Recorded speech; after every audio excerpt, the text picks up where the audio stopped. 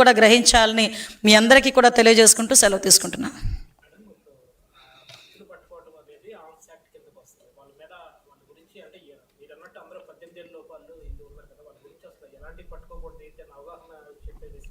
అసలు ఏమంటానంటేనండి, ఇప్పుడు జనరల్గా ఒక రాజకీయ నాయకుడికి ఒక చిన్న, ఇప్పుడు మా నాయకుడే ఉన్నారు, మేము తప్పు చేశామంటే అది ఎటువంటి పొజిషన్లో తప్పుగా మాట్లాడినా కూడా మీరు తప్పుగా మాట్లాడుతున్నారు, మీరు సరిదిద్దుకోండి, ఎందుకంటే మన మాట కొన్ని కోట్ల మంది ప్రజలు వింటారు.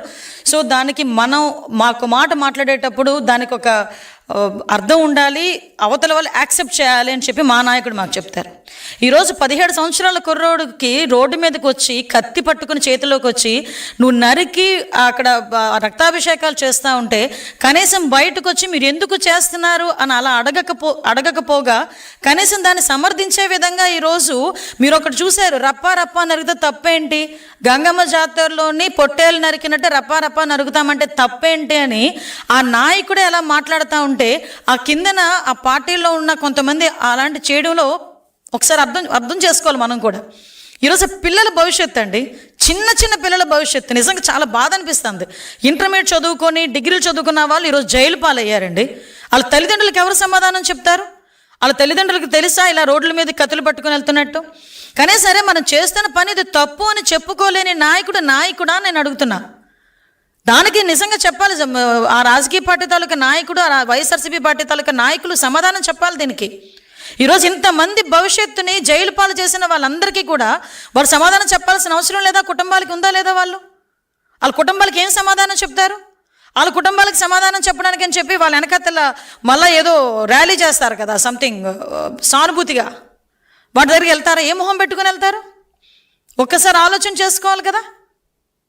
బిడ్డల భవిష్యత్తు, ఒక తల్లిదండ్రులు 17-18 సంవత్సరాల పిల్లడికి వచ్చినాయి అంటే ఇంకో 3 సంవత్సరాలు నాకు అందొస్తాడు, నేను పడ్డ కష్టం అంతా నా కొడుకు తీరుస్తాడు, నా కొడుకు నన్ను చూసుకుంటాడని ఆనందంగా ఉన్న తల్లిదండ్రులకి ఇలాంటి జెండాలు చేతిలో పెట్టి కత్తులు చేతిలోకి ఇచ్చి జైలు పాలు చేస్తూ ఉంటే ఆ కుటుంబానికి ఏం సమాధానం చెప్తారు నేను అడుగుతున్నాను ఈరోజు.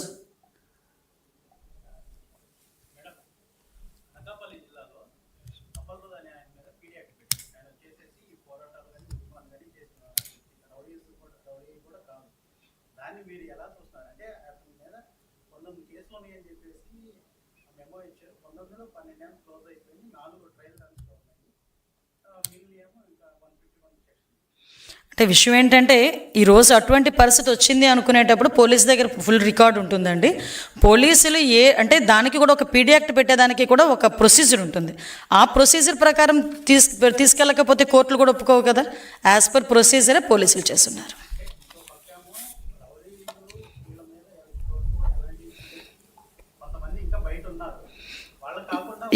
ఎవరు కూడా బయట ఉండడానికి, రౌడీలు అన్న వాళ్ళు బయట తిరగడానికి వీలు లేదని గౌరవ ముఖ్యమంత్రి గారు నిన్న కూడా చెప్పున్నారు. రౌడీలు అన్న వాళ్ళు మేము రోడ్ల మీద తిరుగుతాము, కత్తులు పట్టుకొని తిరుగుతామంటే కనుక ఎట్టి పరిస్థితుల్లోనే ఊరుకునే ప్రసక్తి లేదు. వాళ్ళని కూడా ఎలా ఫిక్స్ చేయాలో, ఆఖరికి రాష్ట్ర బహిష్కరణ చేయడానికి కూడా పాస్ట్ ఎక్స్పీరియన్సెస్ కూడా ఉన్నాయి. మీకు గౌరవ ముఖ్యమంత్రి గారు అప్పట్లోనే ఫ్యాక్షన్ని అంత కంట్రోల్ చేయగలిగారంటే ఎంత ఫర్మ్గా లేకపోతే చేయగలిగారండి. ఆ టైంలో కొన్ని సందర్భాల్లో సొంత పార్టీ నాయకుల మీద కూడా కేసులు పెట్టిన సందర్భాలు కూడా ఉన్నాయి. అంటే ఇక్కడ లా అండ్ ఆర్డర్ని సెటరేట్ చేయడానికి ఇలాంటి ఉన్మాదులు బయటకు వచ్చి భయభ్రాంతులకు గురి చేస్తే రాష్ట్ర అభివృద్ధికి ఏదైనా, సంక్షేమానికి ఏదైనా ఇబ్బంది కలుగుతుంది, ప్రజలకు ఇబ్బంది కలుగుతుంది అనుకునే సందర్భాల్లో ఎటువంటి యాక్షన్ తీసుకోవడానికి కూడా మేము వెనుకాడం. అది ఏ పార్టీ వాళ్ళైనా అనవసరం.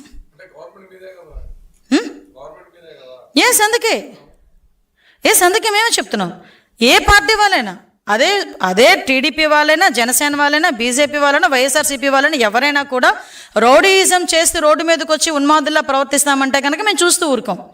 కంపల్సరీగా వాళ్ళని ఏ రకంగా వాళ్ళని జైల్లో పెట్టాలి, వాళ్ళని ఏ రకంగా అరికట్టాలనేది గవర్నమెంట్ నిర్ణయం తీసుకుంటుంది. లా అండ్ ఆర్డర్ విషయంలో ఎట్టి పరిస్థితుల్లోనే బ్యాక్ స్టెప్ వేసే ప్రసక్తే లేదు.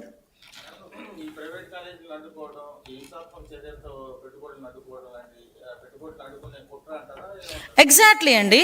ఇప్పుడు ఈ 1.5 సంవత్సరాల కాలంలో ఎన్ని వేల కోట్లు పెట్టుబడి వచ్చినాయి.